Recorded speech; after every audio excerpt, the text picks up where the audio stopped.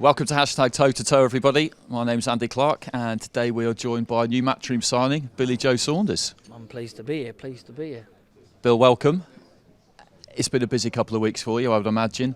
It seemed fairly seamless, looking from the outside. The relationship with Frank Warren came to an end, very amicable, which was good to see. Then this has been announced this week, but I'd imagine there's been plenty going on behind the scenes. Yeah, plenty of late night phone calls and different time zones of managements, my management, MTK, and all getting together with Eddie on the phone, tiring, but now we're finally here and done. I'm on a platform now where I can showcase my skills and show how good I am. So plenty of questions for you. We'll get straight into these. This is from Kai, no messing around here. Canelo or Callum Smith, who and why? I think that, Callum Smith's a brilliant fighter, but you have to choose Canelo. Is that a question who I want to fight? Yeah, who would you want to fight and why? Canelo, because of the magnitude he brings to the boxing game, to what he's done in the sport. He's an all-time great name, and to beat someone like him, it would be it'd be a dream come true. So obviously, it's got to be a dream fight with Canelo. And that brings us on to this one from Taylor. This is relevant, really. Which are you more comfortable at, would you say, super middleweight or middleweight? I think that I'm more comfortable making super middleweight, but I can make middleweight. It's not easy, but boxing's not easy. But I'm more comfortable making super middleweight because you've got 8 pounds to play with, so it means you can probably sneak a couple of slices of pizza in where normally I can't at 160.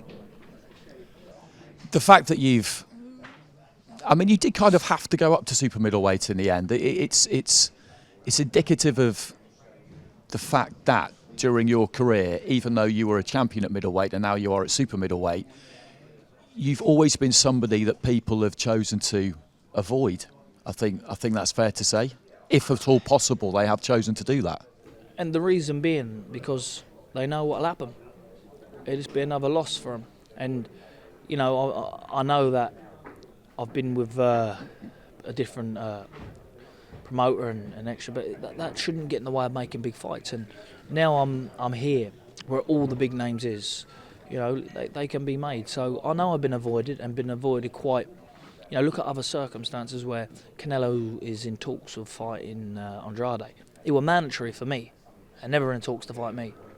Only once I signed the contract to fight him, but that was just a go between Golovkin and me, saying, look, Golovkin, if you don't sign Billy Joe, we're going to fight Billy Joe. But they're just using my name to get Golovkin to sign, and vice versa. Golovkin did the same. So I know I've been avoided, but now whoever I got to beat on the way to get to them, I do.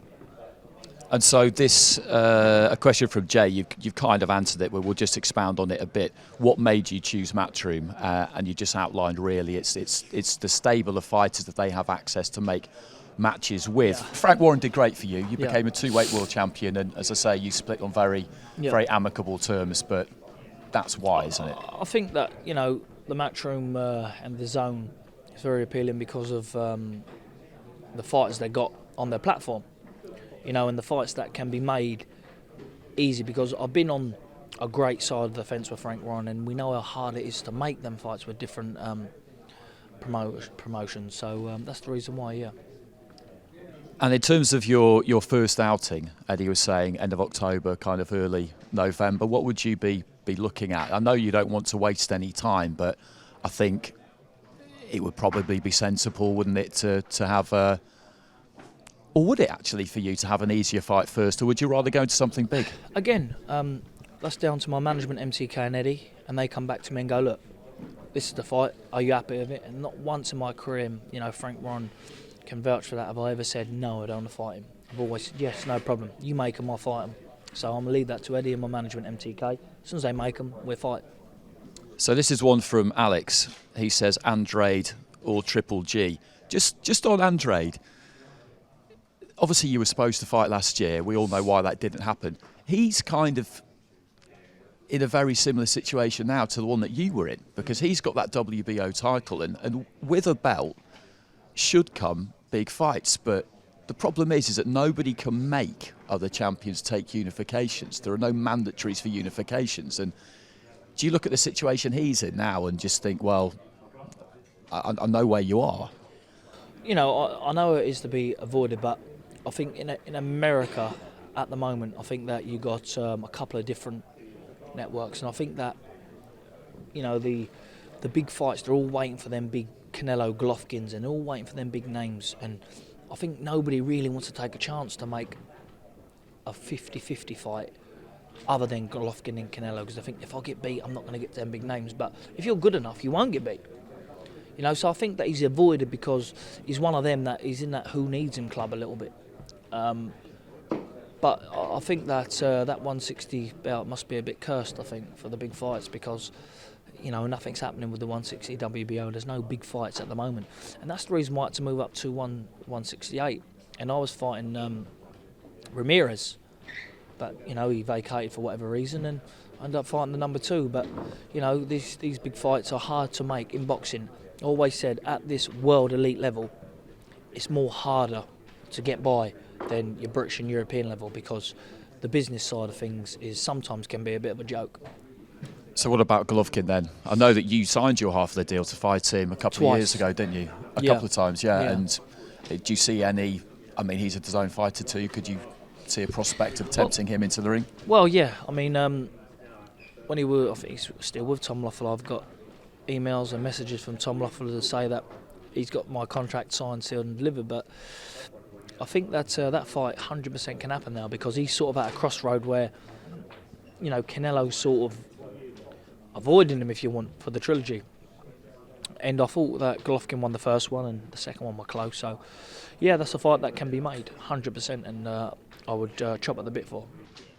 I think we all just kind of assumed that the third fight between Canelo and Golovkin would happen when they both ended up with the same broadcaster. But as you say, it looks like it might not. Can you understand that from Alvarez's point of view? Would you, if you were him, would you feel, well, I've close though they may have been, I've beaten you twice?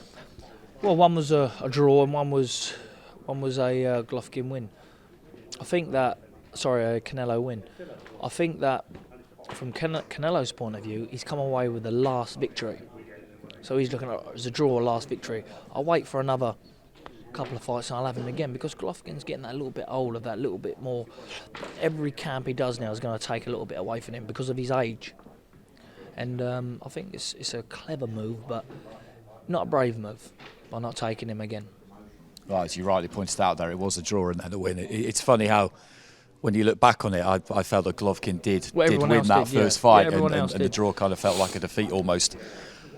So, one from Cal, who are you planning to fight first? You said that the management team generally take care of that kind of side of it. How much input do you have into that, into opponents?